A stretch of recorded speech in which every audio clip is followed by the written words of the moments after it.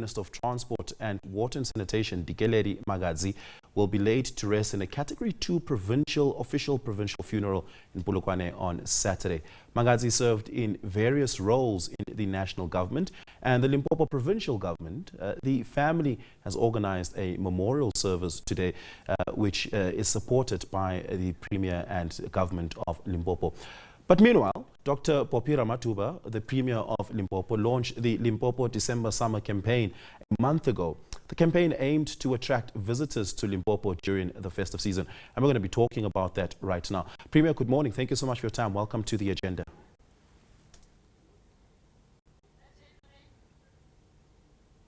Premier, I think you've muted yourself there. Can I just ask you to unmute yourself? Thank you. Good morning. And morning to all the viewers of Agenda, and a happy 2026, hoping that it will definitely be better than 2025. Yeah, thank you so much for that, and a Happy New Year to you and your administration as well, Premier. Let's perhaps start here right at the top, and that is the memorial service and provincial official funeral for Deputy Minister Dikeledi Magadzi. Of course, this is someone who played an important role in the government of Limpopo province. Why was it important for the province to step in and give a provincial official funeral and not just leave it up to the national administration? I think because as a province, we know we owe it to her, because even post her contribution towards the liberation of our people, having participated as a trade unionist and also as a gender activist and also as a politician in her own right, post 1994, you have seen a number of departments that when she was deployed or given an opportunity to serve, be it in public works. I remember on the 13th of November, business women in Limpopo called me and said, Premier, we want to celebrate and give roses to your mother while she can still smell them, because we are into construction today because of her. Post 1994, it was a taboo, not just for blacks, especially and worse for women, to be finding themselves participating within the construction sector. So today, we've got quite a number of companies that are run by women, and we owe it to her for those. If you look at agriculture, when she was deployed in agriculture, there are quite a number of equally women who were not farmers, and they never dreamt of being farmers. And I remember when we were young, she would say this to us, that the mere fact that when we grew up, our grandmothers and our mothers would be the one who woke up as early as 4 a.m. to go and work the land, produce the food that we ate. Then it means women have got potential. We just need to give them an opportunity. And there are quite a number of women in our province who are into agro-processing today, who are farmers in their own right because of what Mama Magadzi has done. So I worked with her when I was a doctor in the hospital, when she was the MEC for health. And she was very strict and would make sure that when she visits your hospital, you should know your story. If you don't know your story, you'll be in trouble. So this is one person that, in summary, would deserve to be honored in the manner which we felt as a province. We must write to the president and say, allow us to honor, and want to thank His Excellency President Ramaphosa for granting us that opportunity to celebrate her life today in a memorial service, but also to give her the final befitting send-off tomorrow. Yeah. Premier, let's talk about your December Summer Campaign, which you launched a month ago. And this was aimed to attract visitors and tourists to consider Limpopo as a holiday destination. Now, I want to come out and say it first off. If you're not from Limpopo, visiting Limpopo is a little bit difficult and expensive, particularly if you look at, for instance, what's happening in Waterberg, which is an incredibly beautiful part of the country. Some of the best game reserves are located in the Waterberg region, but it's also incredibly inaccessible and insanely expensive, at least for a middle-class South African family. It's out of reach financially. Talk to me about what the hurdles was that this campaign faced. I would have assumed that conscientizing people about what Limpopo has on offer is one of those, but also talk to me about what the successes were, if any at all, over the last month. I think, yes, our Limpopo Dicemba campaign was indeed, I want to believe, a success. It was a success. While waiting for the official statistics and the reports from the relevant departments and relevant agencies, what we can tell you is that last year, 2025, we have seen during the second quarter, when we got finally hit around 8 million tourists visiting the province. And that's when we started to say the work that we've done since the beginning of the year to market our province, all what we need to do is to intensify on it. If we intensify, we can be able to reach our target at the end of the financial year of 10 million visitors. And we want to claim a top spot in the country of a province that is being loved. We're saying, when you look at the work that we have done, for instance, or working with the private sector, because this is a key area. We launched the Limpopo. Premier, can I just ask you before you speak about the work with the private sector, because I think it's important when we talk about public-private partnerships to take a look at the framework and the metrics. And I think we've lost your visuals there, Premier. Maybe just check your camera for us, please. I do want to ask you this question. What are the metrics that you'll be using to evaluate and determine success? That is to say, what does success look like for you? The Premier, of course, having reached 8 million visitors making their way to Limpopo by the second quarter of 2025. And hoping to build on the momentum of that, we do have the Premier back with us now. Premier, before we lost you there, I had asked you the question, what does success look like? What are the metrics that you're using to measure what the success of this campaign looks like? Usually we then, besides waiting for the official statistics, as I've indicated, from Tourism SA, we also at the same time look at the number of utilization of our beds in terms of our hotels in our province, which so far we have seen as such, all our hotels were fully booked during this festive, especially during that period of Limpopo December, where in Polokwane, for instance, as a city, it was fully booked during that time when you had your PSL game, the final cup, and when you had Mapungubye festival, which was a huge success, when we have the Limpopo Music Festival, when Sapayopa hosted its 17th celebration. So we have never had a December that was so fully packed with major national and international events like we did this time. So the second indicator that we look at is we look at the buying power. How was the spending trend in our province? And so far we are positive. Like I've said to you, we're just waiting for the third quarter report, and once that, and I'm confident that by the time we go to fourth quarter, we would have really, as a province, receive more than 10 million of tourists in our province. Yeah. The economy of Limpopo is quite fascinating in that there are some industries in it, but a great deal of household expenditure in Limpopo province relies on remittance of migrant labor, for instance. And December is where we see a lot of that make its way back to Limpopo, where people are going back to their families, they're spending in the province, they're booking into hotels, and of course making use of the amenities of the province. And typically they then return to various parts of the country where they find employment, and whether it be in Gauteng or the Western Cape or in KwaZulu-Natal. And the rest of the year then relies on those remittances for household expenditure to a great extent, I think comparable to other provinces. What are the economic plans to ensure that the money that makes it back circulates in that economy and doesn't leave it entirely, as we often see the case to be with the remittance-based economy?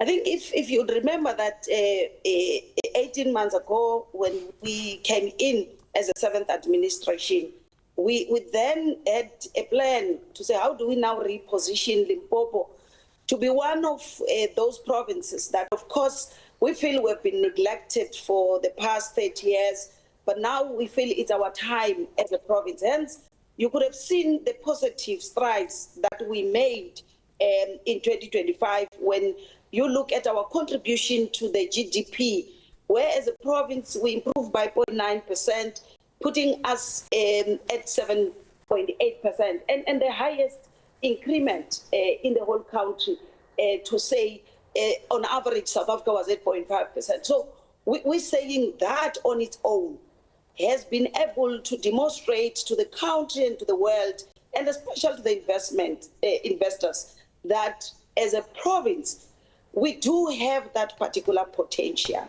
to say if more focus can be put on us, we can be able to contribute significantly, especially looking at our minerals. You have now started to see more mines being opened. The head of the state, the president, Ramathuba did, if you remember, open another mine, Ivan Platz, not so long ago. And if you look at our plans in terms of working towards beneficiations, where we're working with the Minister of Minerals, Minister Mantash, and also Minister of Electricity, to unlock quite a number of potentials within that particular sector, where some of them are saying they are discouraged because of the power supply and the electricity supply.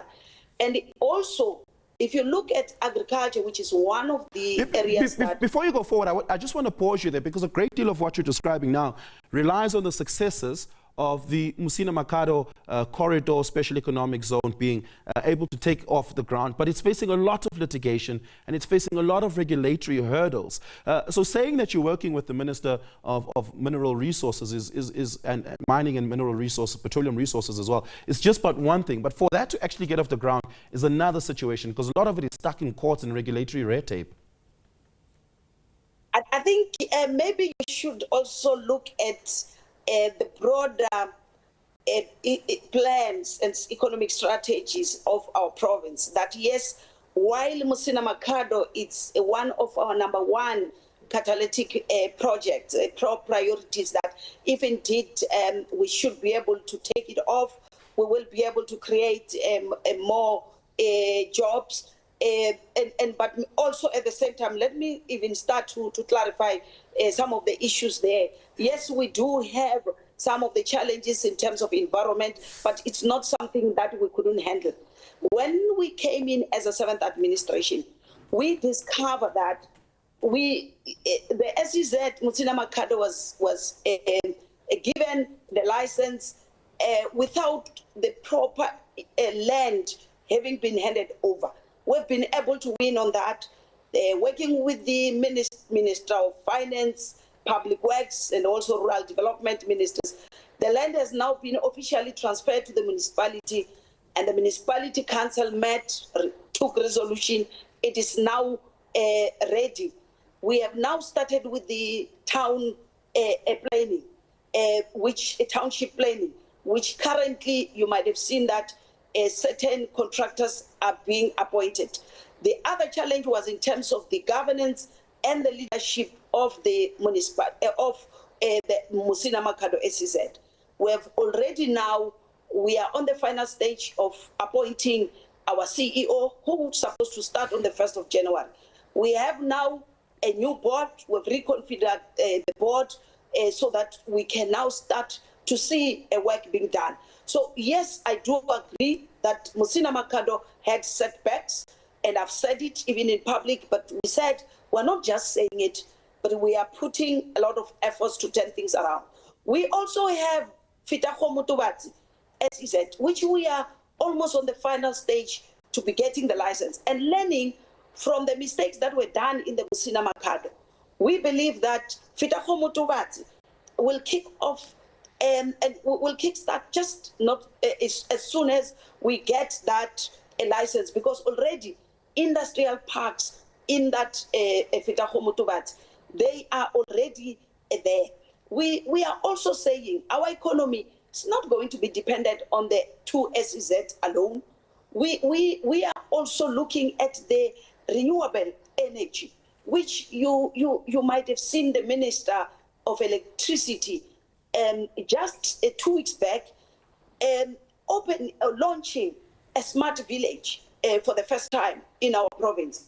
And that it's a step in the right direction to make sure that Limpopo's economy does not only depend on the traditional way of doing things. We need to move with times. If you look at the issue of our airport, it's still a big challenge, and which is becoming an impediment, because without reliable transportation, the economic growth of a province will never be realized. Hence, we are also currently in the process of recruiting a new board that will be able to take that. If it means we move towards public-private partnership for that airport, we can do that. You might have seen what happened at our Hoedspruit airport, where, as I was saying, its contribution towards tourism. You have seen last year working with a private sector, launching a line for the first time, an airline straight from Limpopo, Hoedspruit, Maruleng rural municipality, straight to Cape Town. Now, if you have a tourist who is in Europe, who would want to visit the coast, but at the same time wants to do safari, they will be able to fly to Cape Town from Europe, but from Cape Town, they don't have to come through OR Tambo, but they will fly from Cape Town straight to Hoedspruit. If you look at the number of tourists that we've been able to attract since October when we launched this airline, you will now realize that indeed Limpopo's economy is a position to be one of the best in terms of its performance come this particular financial year also. Yeah. Well, I still have a gripe, Premier, with how expensive parts of Limpopo is. Waterberg, in particular, where a lot of those international tourists are spending dollars and pounds and euros.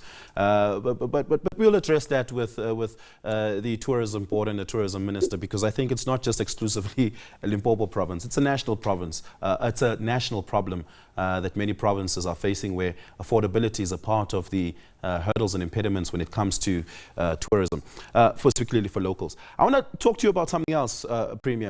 And this is away from your provincial administration and more to you personally.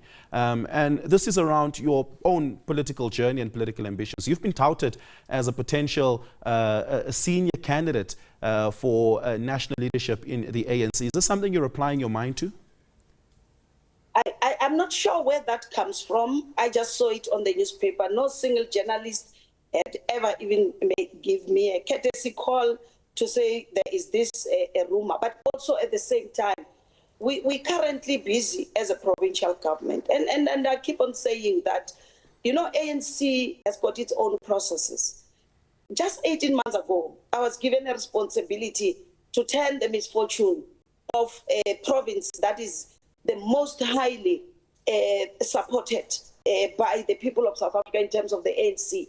You would remember that we were able to reach 73 and 74 percentage in terms of the vote outcomes, elections outcome for 2024, provincial and national elections. Therefore, when one is given that honor by the African National Congress, one must focus on the province. The national has got quite a number of capable men and women, especially women coming from Limpopo, who I regard as my sisters, and we are supporting. And we are supporting, there are many women that we will support at a national level. But I just want to ask the media to say, sometimes let's not fall into a trap of people being malicious and want to portray Dr. Ramathuba as this one woman who is so ambitious. We've just given her a province. She has not even proven her worth. Already now she wants to start. I think those are my detractors who want us to defocus from the task ahead. The current task is to make sure that Limpopo and those who are wishing me away out of the province, I think they are mistaken. They are wrong. I'm not going anywhere. I'm currently busy being given a responsibility by the African National Congress to deliver water, to deliver electricity to our people, working with the Minister of Electricity, to make sure that we fix the roads, to make sure that our economy grows, to make sure that the very same question you are worried about of Waterberg. Maybe just to quickly say to you, one of the issues when we launched Limpopo Dicemba, it was to be able to expose some of our SMMEs, some of people who have just come in within the hospitality industry.